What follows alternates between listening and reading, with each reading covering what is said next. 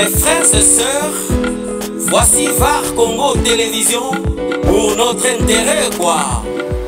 VAR Congo TV, la télévision qui fait la guerre au mensonge. VAR Congo Télévision. VAR Congo TV, ah ouais. la télévision qui fait la guerre au mensonge. Hello la famille, donc voilà, to Koutani Lisusu, Navar Congo Télévision. Encore une fois de plus, je vous dis bonjour. Et Lelo Penza, to Koutani Awa, to Zali Bongo, na commune ya Selembao, deuxième partie comme to la Kakibino.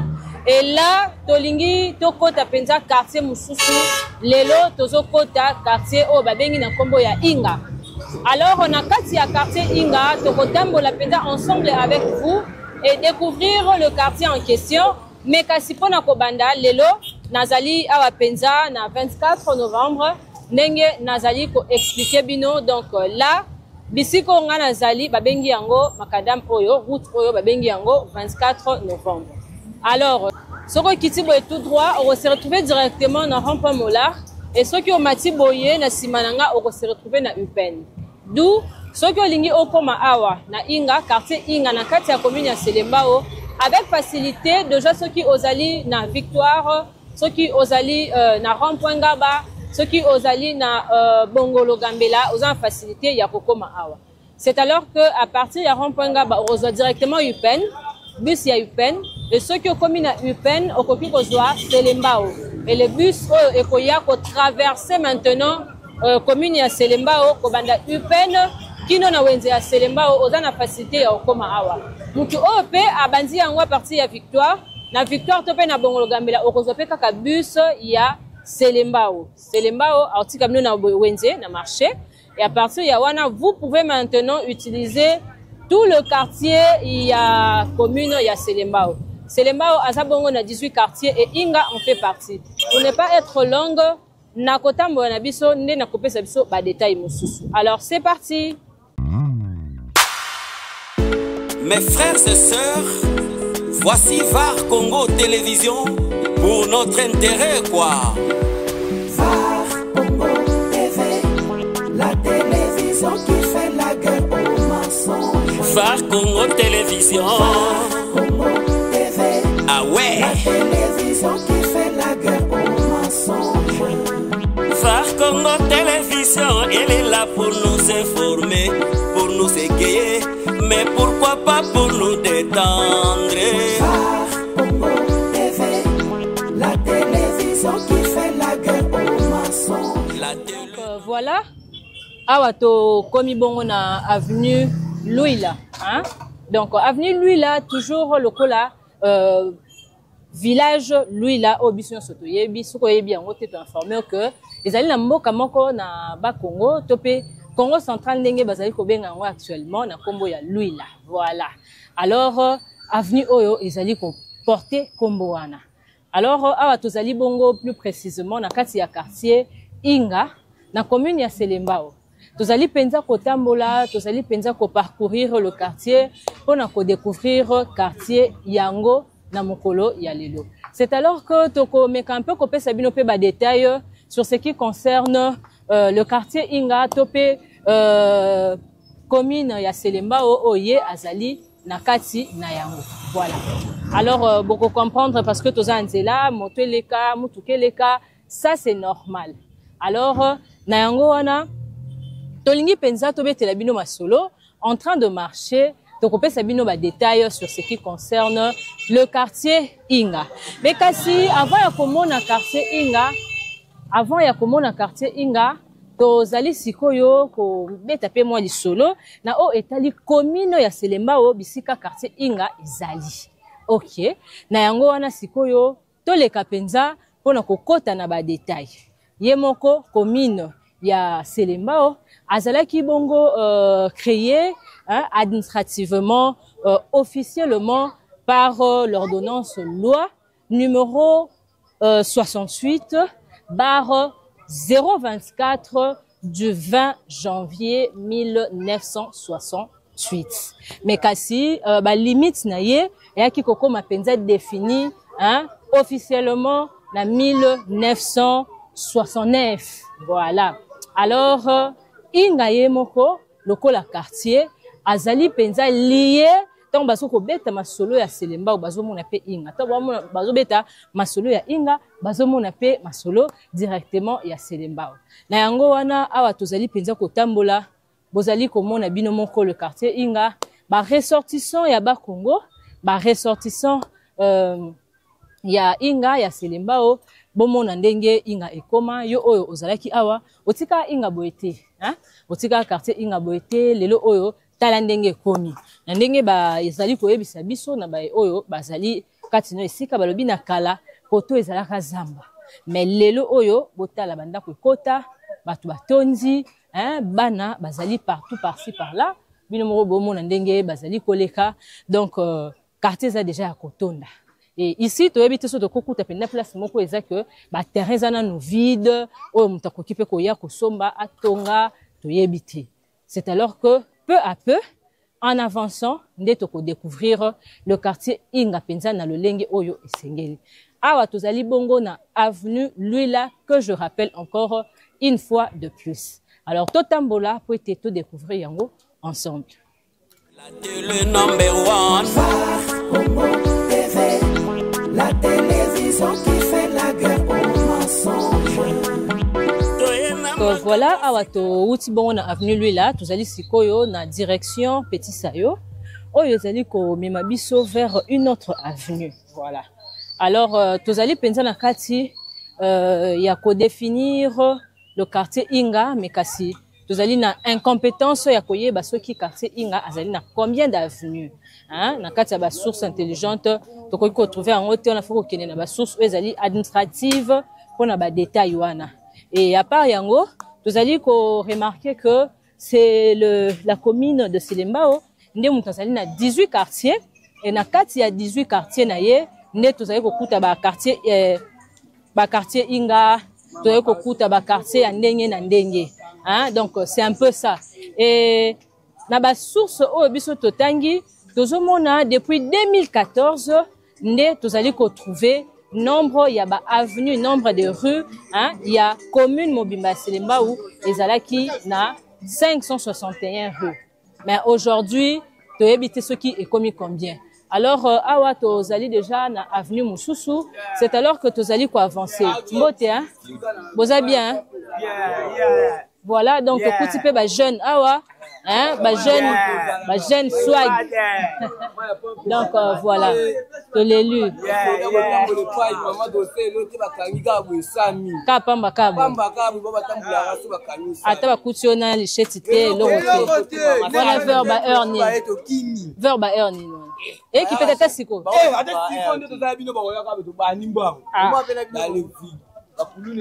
Merci hein.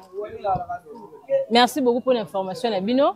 Dabino mo boyo ki atoza na Toalani. Donc voilà, ezali avenue Toalani na kati ya quartier Inga na commune ya Selembao. Bino mo boyo ki ndenge ba jeune bazolela, bino mo boyo ki ndenge ba jeune bazo peselela. Donc bazala moins difficulté sur ce qui concerne la sécurité hein.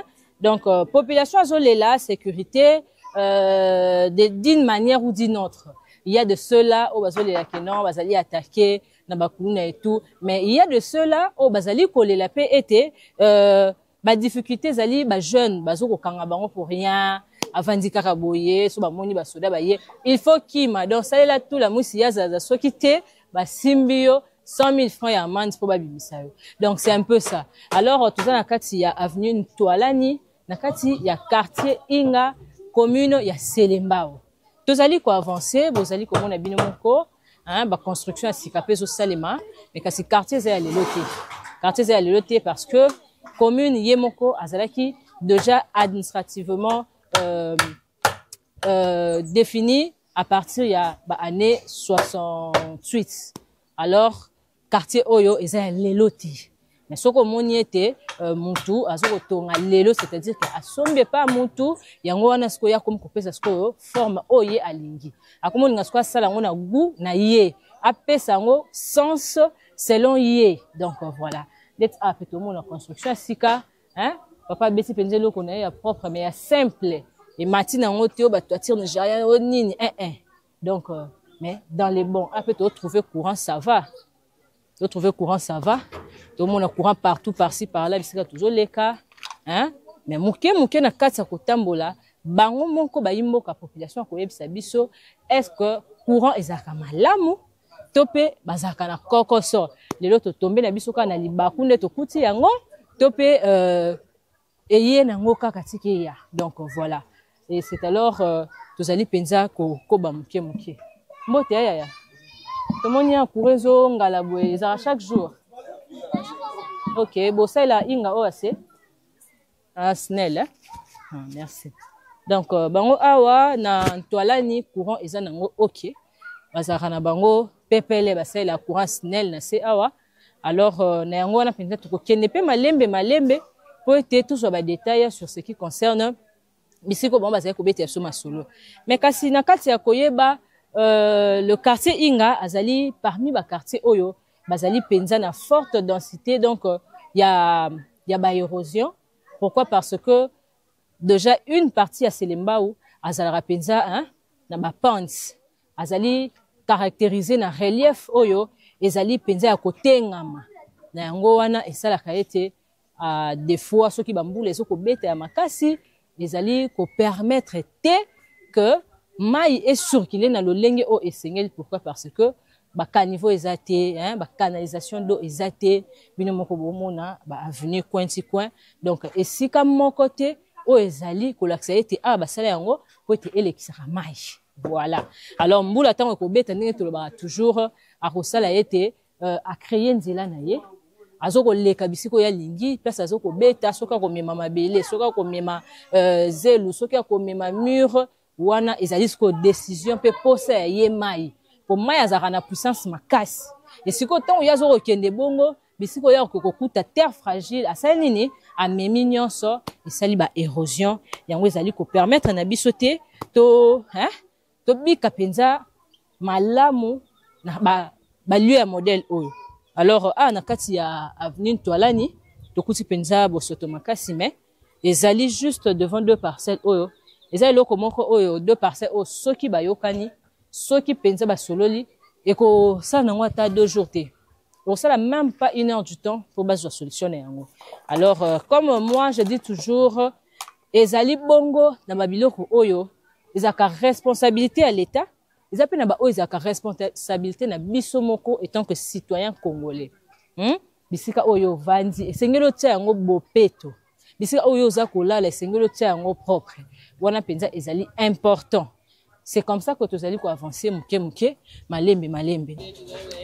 Donc voilà to komi bongo skoyo na avenue de Zumu, c'est alors que on nous informe que ezali na hôpital moko ya munene o eyebana Congo mobimba Kinshasa mobimba voire même bato bazalaka awa na Congo te hein oyo bayebi solo Congo bayebi solo ya hôpital oyo babengaka le plus souvent hôpital ya Sana mais comme na yango penza na mobimba en long et en large ezali bongo hôpital hein sanatorium. Voilà c'est alors que awa penza nde bisika wa pitorolinga tokota to mieka mpe koluka ba autorité to solola na bango ba pesa biso pe ba détails sur ce qui concerne l'hôpital en question parce que là to kokyo taka boete directement en train de filmer, il faut qu'on soit d'abord autorisation et puis ceux qui vont permettre biso interview to solana bango penza pour être to kolisa sous connaissance. Comme je dis toujours que connaissance ezali bongo bilei ya cerveau et c'est à chaque temps ezala nourri pour y vivre. Donc voilà, c'est alors que tozokota pour avoir des détails. Phare Congo Télévision, elle est là pour nous informer, pour nous égayer, mais pourquoi pas pour nous détendre. Comme une entrée, il y a hôpital, sanatorium, bisika wapi penza bazaki bongo ko traiter ce qu'on appelle maladie ou ya tuberculose. Hein? Donc c'est ici. Tokota pour te découvrir ensemble avec vous. Ouf. Donc voilà to utibongo na kati ya hôpital ya Sana oyo babengi na kombo ya sanatorium ya Selembao quoi. Mais là accéder na kati to sololi na bandeko bazali wana mais quand même ba accorder biso interview te. Pourquoi? Parce que bazali bongo na campagne ya Mpox. Alors ba permettre biso te kokota kosolala bango kozwa interview to pe ba détail sur ce qui concerne l'hôpital en question. Na yango wana biso tozali ko avancer et c'est ainsi que selon ba sources intelligentes et tout ndé to trouver quelques éléments. Alors voilà naba éléments au biso to trouver. L'hôpital sanatorium de Selembao est un établissement de santé important à Kinshasa, en République démocratique du Congo. Voici les éléments clés de son histoire et de son statut actuel, basés sur les informations disponibles. Non actuel, il est maintenant connu sous le nom de l'hôpital général de référence de Makala, HGR Makala. Ancienne dénomination, il est très souvent mentionné avec son ancienne désignation d'ex-sanatorium ou d'hôpital-sanatorium, ce qui indique qu'il a historiquement eu une vocation spécifique dans le traitement de maladies infectieuses, probablement la tuberculose, comme c'était le cas pour le nombreux sanatoriums. Localisation, bien qu'il soit désigné comme l'hôpital général de référence de Makala, il est situé dans la commune de Selembao à Kinshasa. Les sources les placent dans la commune de Selembao. Bien que la date exacte de sa construction ou de son ouverture en tant que sanatorium n'apparaissent pas clairement dans les résultats de recherche immédiats.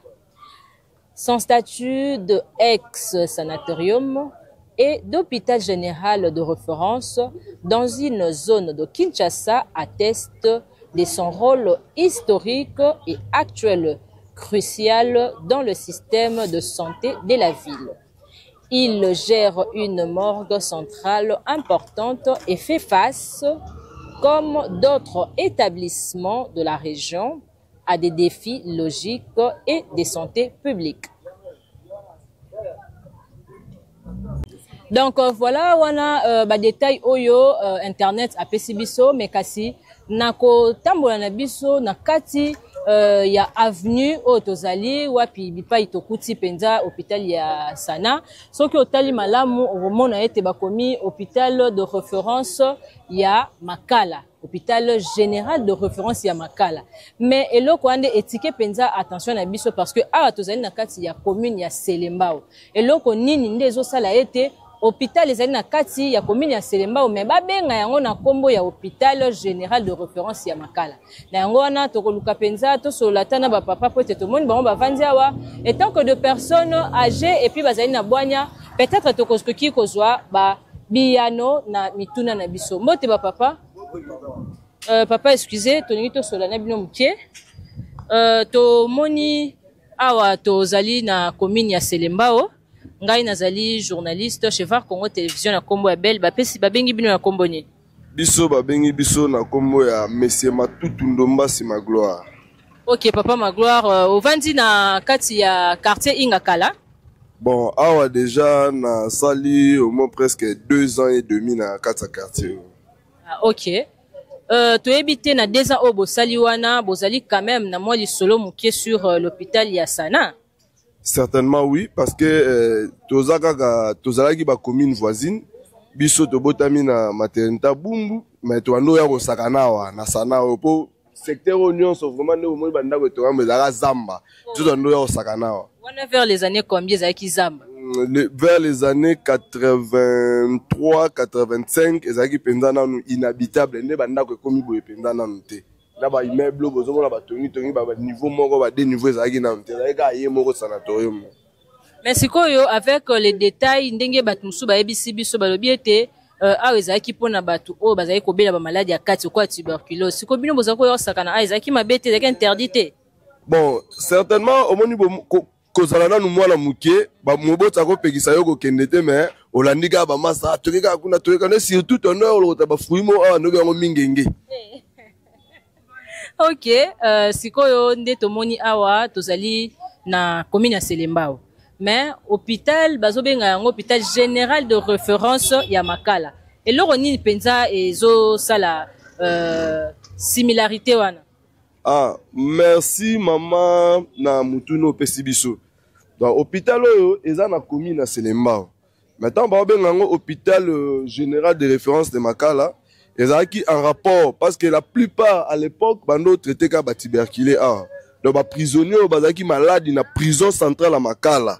Nde bando ya traité bango ah. C'est pour cela que hôpital ezalaki c'est la nomination la dénomination ya hôpital de référence général de Makala. Donc ezala commune à Makala, ezala commune à Selembao suite à prison Makala bando ya na bango ah. Yango moni ba pesa ngo dénomination. Et jusqu'au jour d'aujourd'hui, il y a des prisonniers na 4e niveau ya prison Makala au bazar toujours. Mais c'est quoi ce total bien yemo pe prison Makala. Aza toujours na kati ya commune ya Selembao oui. Certainement dans la commune à Selembao. Bon yeba bien prison de Makala poani. Bon, Makala c'est dans les termes que Makala na terme vulgaire o ya biso ba kinois eza lokola boloko. Donc nde ba benga ngo Makala. Ah. Donc bandeko balandi Navarre Congo Télévision bomoni ba émission boyende zo sala été to découvrir makamba malonga pe ya kitoko. Donc, merci beaucoup, papa. Ah, biso totiki bino pour te continuer découverte na biso. Merci beaucoup. Voilà, awa to zali ko avancer. Toujours na cadre de découverte na biso nde bozali ko découvrir makamba malamu pe makambo kitoko boye. O ngai na bino pe to yeba kite mekasi to découvrir yango. Alors marchons un peu pour te to kende ko taper na ba détail to pe ko luka ko récolter ba information mususu oyo ko zali biso penza importante na découverte ya lelo. Merci beaucoup. Voilà. Toi, mais un peu quoi intéressé. Mbote papa. Excusez papa, to côté madame Panzipo, toi mais un peu ko solo là sur ce qui concerne hôpital ya Sana, na kati ya commune ya Selembao.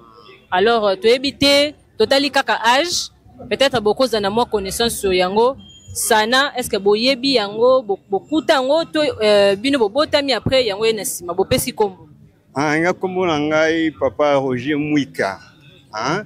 Na botami na ngiri tant que le botama qui va déjà hôpital à Sana si basala ngo et salama en étant colonial biso za juste bana ya Kasavu vous dire bana indépendance à 60 biso ne te botami tant on a mais to kutaki déjà hôpital Oyo ezali déjà sanatorium ezali déjà on tia ba en quarantaine pour que beli maladie wana ezaki ko contaminer mingi so contaminer mutu en tout cas na mina liwa on va ko chaba ah côté zala ki isolé voilà c'est quoi ezaki neti ba maladie nini maladie tuberculose au lèpre bazako tchabango côté à mai kuna ya Kitambo andi ba tuberculeux hein ko bakila ba poumon bon awa ah voilà awa isiko ezomono bati banda ku oyo ba station essence ezalaki nde bus soko su batu na cité kuna ko ba ya kotaba malada wa ba ya ko tika bango awa na bus on a Tessel hein ezalaki numéro 3 na numéro 9 Tessel wana ezalaki nini office de transport de Léopold de Ville. Ezaki nit au moins c'est ba transco hein mais ouais ça y a ba colon hein Tessel ba colon transport na ba celle qui biso auto tambola na ezaki ba très bien. Donc ce qui totali malamu Sana ezaki créé après indépendance to avant indépendance. Indépendance ba 48 45 ndenge ba papa bête absolu solo hein ça va 48 hein bah 48 quoi bah né on a fin 40 hein bah 50 mais fin 40 donc Sana ezalaki créé avant indépendance et Nathan on avant indépendance est-ce que ezalaki déjà munene boyeto ezalaki ni to ezalaki aboy ezalaki boye ba colon ba tonga ngo kaka ba bâtiment nzumo ndengwana donc ils ont les mêmes bâtiments au ba colon batika yango ti lelo ba boss le côté ba modifier le côté ka ndenge ezala le ba tima bâtiment nzumo na ana mais ndenge yango zaka wana ba modifier le côté mais ezalaki na noté hôpital de référence non et hôpital de référence y kaka na ba né nsa ba 1900 ndebe tyango hôpital de référence ke ba nyoso ba se soigner ka mais ezaka ndenge wana ezaka ba tuberculeux ka donc tu regardes le bakelele comme hôpital général donc nyonso oyo eza comme maladie et aux a traité à local par exemple net ba maladie ba traité ba maladie nyonso ba c'est dit ba maladie nyonso ka opération ba ça opération ba nyonso mikuwa accouchement nyonso.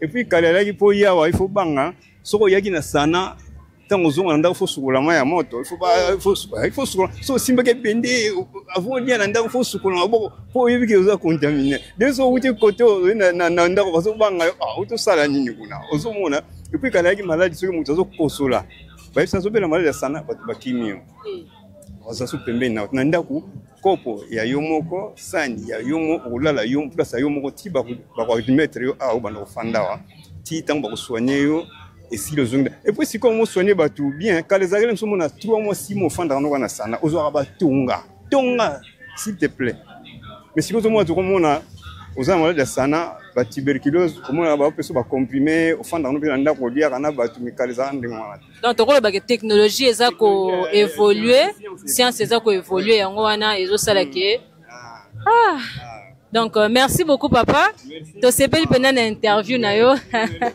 OK. Merci papa bonne journée à vous aussi. Donc voilà ba détail oyo papa pesi biso ezaki presque na oyo tozaki ko beta na masolo. Alors na bongo tozali penza ko kende malembe pona ko avancer et puis évoluer d'une autre manière toujours na kati ya Selembao na quartier Inga. Merci. La télévision qui fait la guerre aux mensonges. Phare Congo Télévision. Congo TV. Ah ouais. La télévision qui fait la guerre aux mensonges. Phare Congo Télévision, elle est là pour nous informer. Donc voilà, sikoto komi bongo na Institut Technique Médical, donc nde babenga kaba item la faki ya Selembao na kati ya quartier Inga. Et plus précisément, nakati ya avenue Sonabata. Donc, c'est parmi les instituts techniques médicaux où ils allaient former bana awa nakati ya Inga. Donc, voilà. Donc, voilà, toujours nakati ya quartier Inga, nakati ya commune ya Selembao. To me kampe ko tout na pe ko se renseigner sur ce qui concerne infrastructure. Nakati infrastructure, tozali komona bongo mai, courant, banzela et tout. Et alors, ndenge totamboli a tozo mona mingi babido par-ci par-là, maman to pesi mbote. Mbote yaya. Maman kombo nani? Kombo nanga maman Mimi Tazi. OK, maman Mimi to kutio na kati ya quartier Inga, uvandi akala? En tout cas na Umeli. Siko depuis ya awa, ezaki vers les années combien? Bon, biso depuis to presque to bota mi na quartier ou to kolipe na quartier o atane na komi boye. Siko côté infrastructure, mai, courant, banzela, yebisa biso no bete so mo esomki.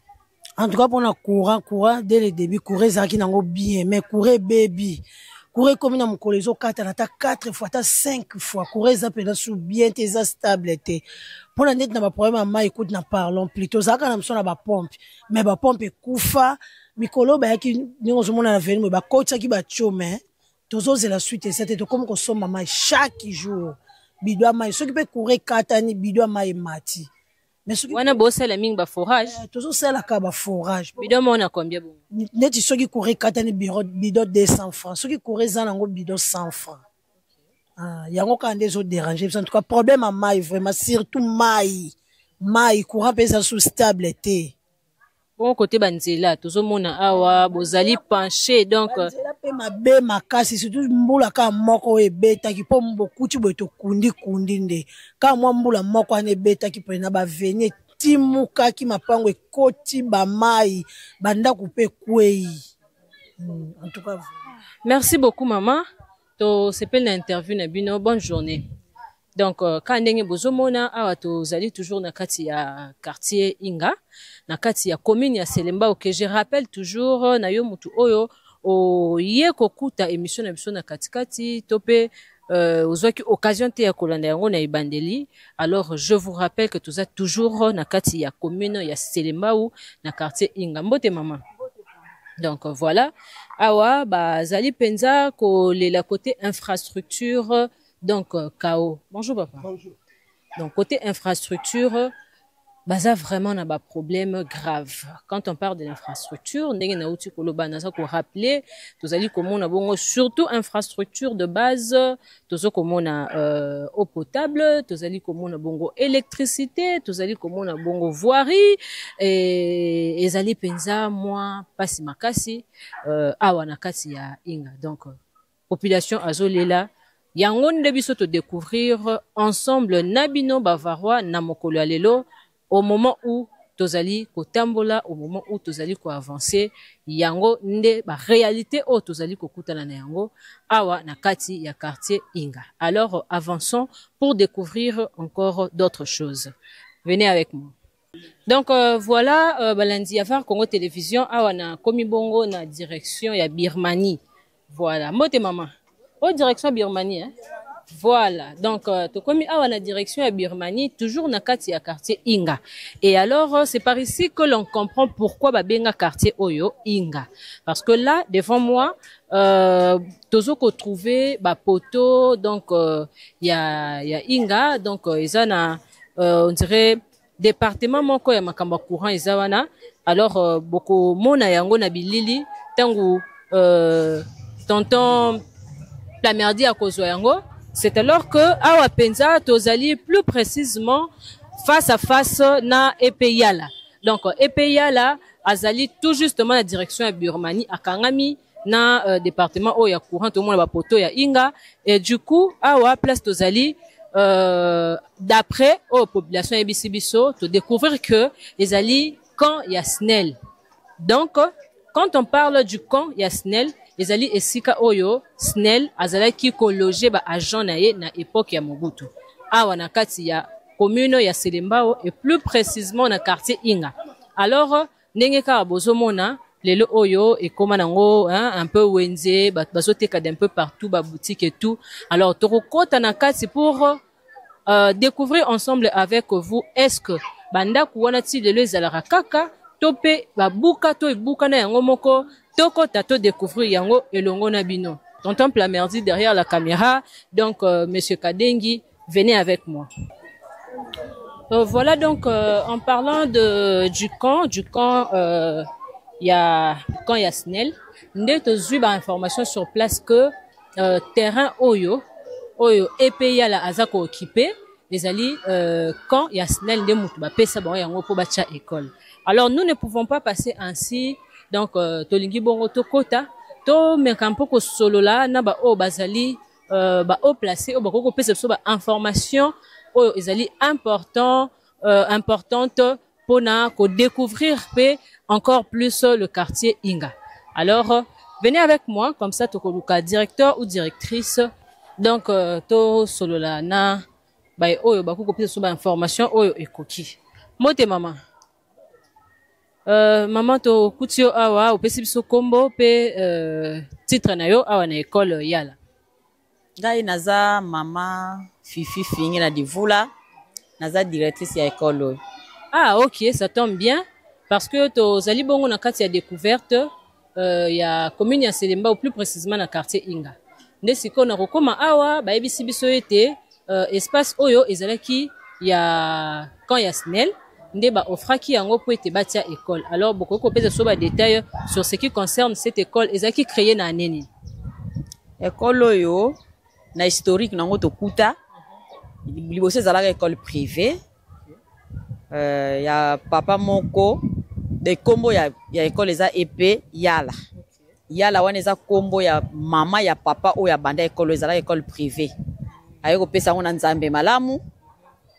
Nzambe malamu ba pesa ngo pa l'état lelo ekoma école publique école non conventionnée les appels école ya gratuité donc les arana na place ya kofutela nde tango pesa ngo pa l'état SNEL ayeko pesa bango pe terrain na tango wana ba mindele bazalaka awa tango ba pesi bango terrain directeur wa zalaka à l'époque directeur makoma a beti ba porte mama soki fwani asaleli bango de bâtiment autozomona awa. Maman so ki fwanya azaki nani azaka député national wana baneni bane vraiment na yebiti ane na yebiti mais etongama na 1976 bon soki tonga en 1976 ba bâtiment oyo kaka yango wana ya temps wana to ba réhabilité déjà ta yini ba réhabilité yango te yango kutu tozoluka soki mutu amonani aya ko réhabilité yango. Alors na temps wana kino lelo, c'est-à-dire qu'il peut y avoir un ou deux personnes oyo une ou deux personnes oyo batanga awa bakoma lelo batuminene ou soit bakoma la makoki ya koya kosunga to ya kotia la main dans la pâte ndeti nani obne bokoyo koyeba na ba renommé o aleka awa. En tout cas ne na tuni bandeko babanda déjà awa ne toyokaka masolo ezana tozana député provincial na biso et paraît pas tanga awa honorable Maroon Twain atanga awa po emo boepe alekaka konsusu aleka atia ba porte wana ngana zala pe nanu te toza pe na honorable Nsingi aza mwana ya mabele. Honorable Nsingi Pululu. Nsingi Pululu. Okay. Si aleka pe mukolo batole ekimaka wana pe ngana yaka nanu awa te. Okay. Atanga pe awa. Yoka tanga awa. Aleka yepe asunga atia batole mais toza na besoin penza baya ba réhabiliter école nyonso. Po parmi l'école à Selembao, école etikala na mauvais état kaka oyo. L'école nyonso babongisa déjà. Ah donc voilà bandeko balandi ya VAR Congo Télévision kaka ndenge bozali komona awa tozali na kati ya epeyala nde bongo siko bino moko boyoki o to découvrir na kati na oesika. Donc merci beaucoup maman. Tu habite sur eloko obakisa kozala. Ah eloko obakisa ezali. Au moins toza na deux bâtiments. Donc les deux bâtiments ezana 8 locaux. Toza na effectif lelo les deux gants baye 1314 élèves. Les autres 5 écoles faut ba tonga ngo pena tozwa espace. Bana baza ebele ba locaux eza muke mais espace ezana ngo. Po ba koyi ko tonga. Yango ni na bakisa eza école la gratuité talaka gratuité na ba milliers oyo effectif où ezali ebele. Merci beaucoup maman directrice bon service biso to lekinzela to continuer nepso musana biso. Merci à vous de même. Merci maman. Donc voilà tous allez continuer découverte na biso na kati ya quartier Inga nde bongo penza to leki awa bipai wapi toyo kokuta na kati ya camp ya SNEL nde toyo kokuta bongo école oyo epeyala nde ba petit biso ba détails sur ce qui concerne epeyala ndenge bandaka année oyo bandaka comment eza ko fonctionner kino lelo etanini ekomi na yango wana bino moko botala bino moko bomona auto découvrir ensemble na bino pe tozali ko avancer pona ko continuer découverte na biso epeyala ezali bongo sur l'avenue Luila na kati ya quartier Inga na commune ya Selembao. Pour nous égayer, mais pourquoi pas pour nous détendre. La télévision qui fait la guerre aux mensonges. La télé number one. Congo TV, la télévision qui fait la guerre aux mensonges. Toyena makambo sika na VAR Congo TV. Ba émission to memeli bino kaka oyo bino bolela. Émission to yebe pa ito uta ama. Chronique musicale plus analyse et puis découverte. VAR Congo TV, number one to l'élie. Congo TV, la télévision qui fait la guerre aux mensonges. Elle veut que la vérité. Congo TV, VAR Congo, la télévision qui fait la guerre aux mensonges. Donc voilà, comme j'étais en train de dire que terrain oyo na kombo ya terrain ya SNEL yango nde penza ebimisa ba joueur ebele ya minene entre autres to ke musika te to kotanga rara ndambu wana to zali penza komona Christian Gimbi et to moni lisusu joueur ya munene lokola Manubola voilà wana to moni lisusu Ricky Tulengi au même moment to mona lisusu Le Mamabidi ainsi que Jogo Bagueta. Donc voilà, terrain oyo et bimisa ba joueur nyonso oyo totangi wana. Donc eza terrain moko ya kala, eza terrain à lilote na kati toujours ya commune ya Selembao, na kati toujours ya quartier Inga. Donc voilà, tozali na camp ya SNEL. Osko babengi yango terrain ya SNEL. Donc voilà. tozali ko avancer, tozali toujours kotambola pour na découverte na biso ya mokolo mwalelo. C'est alors que tozo meka koluka nzela po tokota siko na kati ya bandaku ya camp. Donc voilà, merci beaucoup. Donc voilà, tozali toujours koko ba na kati ya découverte na biso. Toujours na kati ya quartier Inga, na kati ya commune ya Selembao, nde penza tozali kotambola na mokolo ya lelo. Alors bavarois, bavaroise, bozali wana penza ebele na kolanda VAR Congo Télévision, na yango to profiter pe po na koyebisa na bino ete bo s'abonner massivement, hein? Yo olanda biso déjà, to sengi na yo o continuer toujours na kolanda biso. Mais kasi yo pe oyo olanda biso te, lelo ozui libaku ya kokoya na VAR Congo Télévision. Tosengi na yo o s'abonner, appuyer na cloche pour o ratara ata élément na biso moko te. Donc voilà, découverte na biso et ça la kayete, hein? Toye ba lisusu mboka na biso Congo pour na ba o ba kenda kala, pour na ba o ba bima kala, pour na ba o ba bota makuna, o bota mi libanda mboka komi na yo diaspora, hein? Babengi yo diaspora congolaise, mais kasi ozali na makila na biso ya Congo, mais mboka na biso moko oyebaka yango lisusu te, to po oyebi yango te po yo obotami na yo kuna, hein? Donc na kati ba découverte na biso nde penza tozali kopesa ba détails sur ce qui concerne mboka na biso Congo.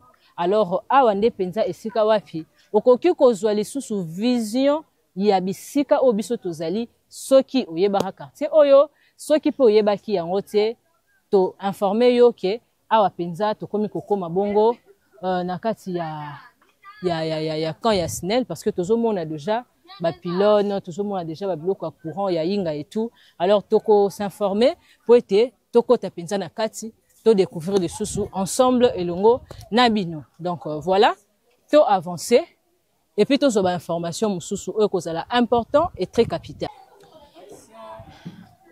Donc voilà, awa siko to ekobima na avenue Boma, hein? Avenue Boma, tozali vraiment déjà na kati ya camp SNEL.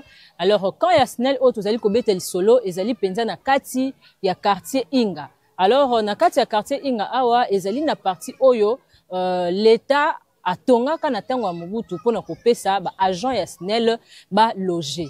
Donc toko koki kobenga yango cité résidentielle ya SNEL. Ezaki justement pour na ba agent o bazali kosa na SNEL na yango wana penza tozali kotambola malembe elongo na bavarois na bavaroise pour na ko découvrir yango to kota to mona totala est-ce que ba construction yango ezalaka kaka to pe esi ezala démoli ou encore mutu na mutu akoma ko kobuka kopesa forme na ye to mutu akoma kotonga na ndenge na ye.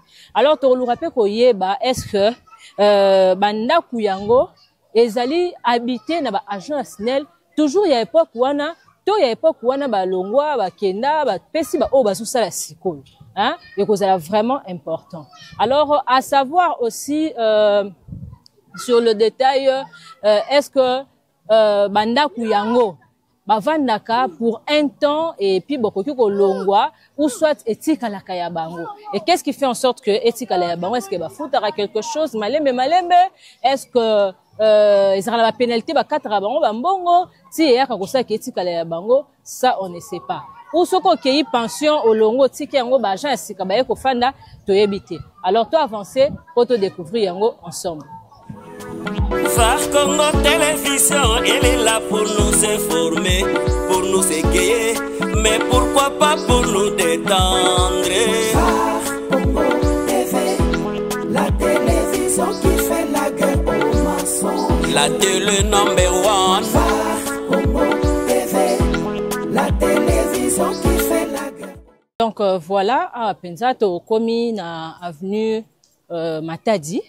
Avenue Matadi yango yo tozali bongo na direction ya Birmanie tozo mona kanivo munene o esungara penza mai canalisation d'eau pour na ce qui concerne bambula et tout pour écouter la kabango na banda kuti. C'est alors que awa penza tozali déjà na entrée ya lopangu pe moko oyo ezalaki na ba agent ya SNEL o bazaki kofanda awa. Alors tokokota po to meka un peu kozo ba détail to yeba pe na kati sur ba question oyo to se poser wana, hein? To meka un peu kozwa ba réponse sur yango. Alors mituna na biso biyano ya bango nde to komata penza pour na kozwa ba détail sur ce qui concerne quand ya SNEL. Alors to mata po ete to mais quand un peu kosolola soki to kozwa ba interview soki peut to kozwa possibilité ya kozwa bilili na kati, ça dépend d'une personne à une autre. Donc voilà. Donc voilà, awa to komi pe na lopango moko oyo ezali na kati ya camp ya SNEL. Voilà, tozali bongo na avenue Matadi, c'est pour cela to mekaki pe kosola na bande konde bapesi biso pe accès ya kokota po ete tolakisa bino etanini oyo penza bandaku ya SNEL ekomeleli. Hein? Donc voilà, mote hein? OK. Awa nde penza bozali komona tozali na kati ya bandaku ya camp ya SNEL. O ezalaki penza construit justement pour na but moko, justement pour na kotia bandeko o bazalaki kosala na kati ya SNEL. Na époque wana ya Mobutu nde sikoyo batongelaki bango camp oyo, hein? Toko kobenga yango pe cité, toko kobenga yango camp, ezali justement construit pour na ba agent ya SNEL. Ba agent o bazali kosala na SNEL na époque wana o ya sikoyo te.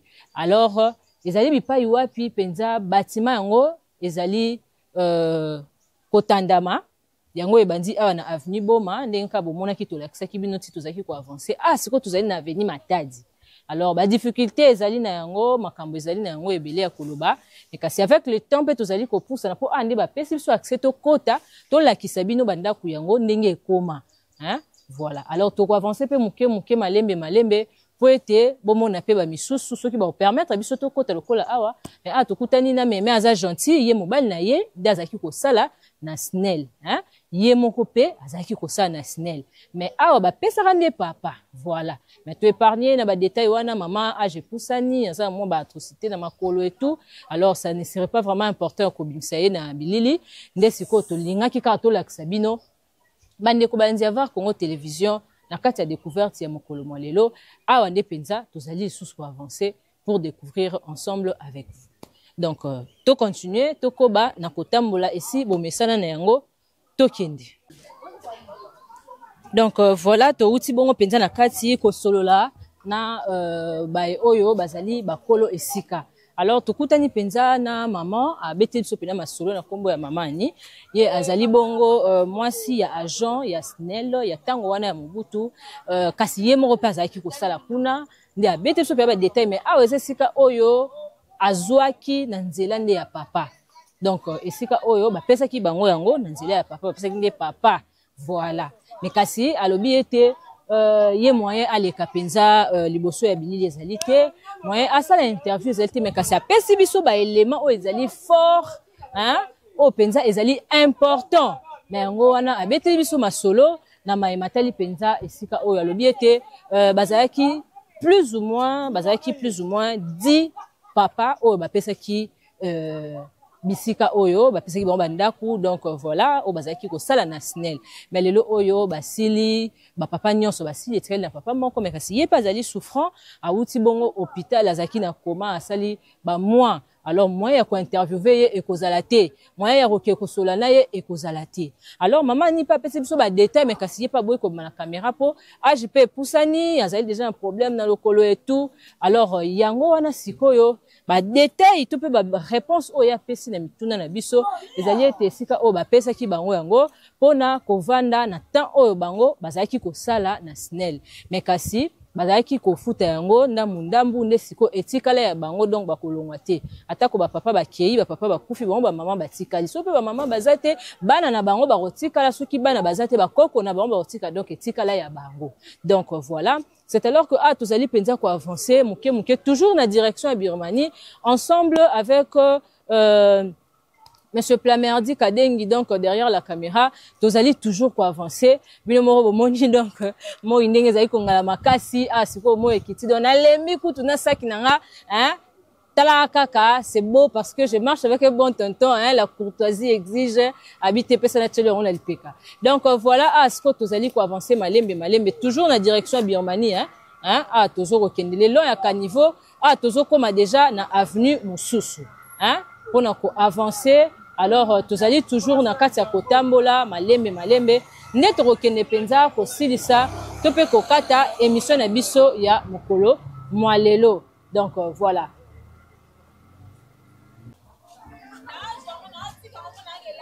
Donc voilà, tozongi pendant la carte avenue le Zumu, hein, avenue le Zumu, oyo de l'autre côté na boulevard, na makadam, ezali bongo penza bipai wapi sana ezali, mais asko ezali ndenge ya kati, esika o ayeko kuta ya sikoyo na direction ya Birmanie, et puis nangambu na yende camp ya SNEL.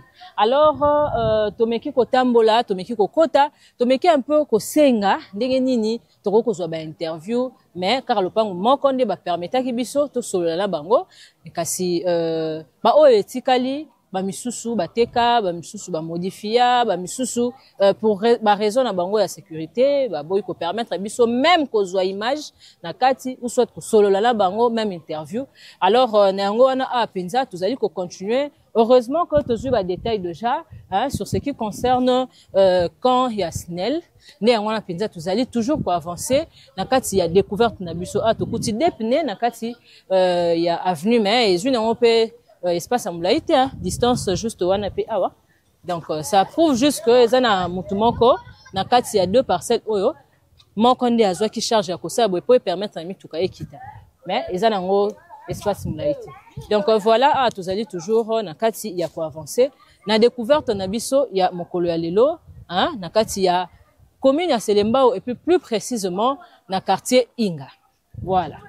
Phare Congo Télévision, elle est là pour nous informer, pour nous égayer, mais pourquoi pas pour nous détendre.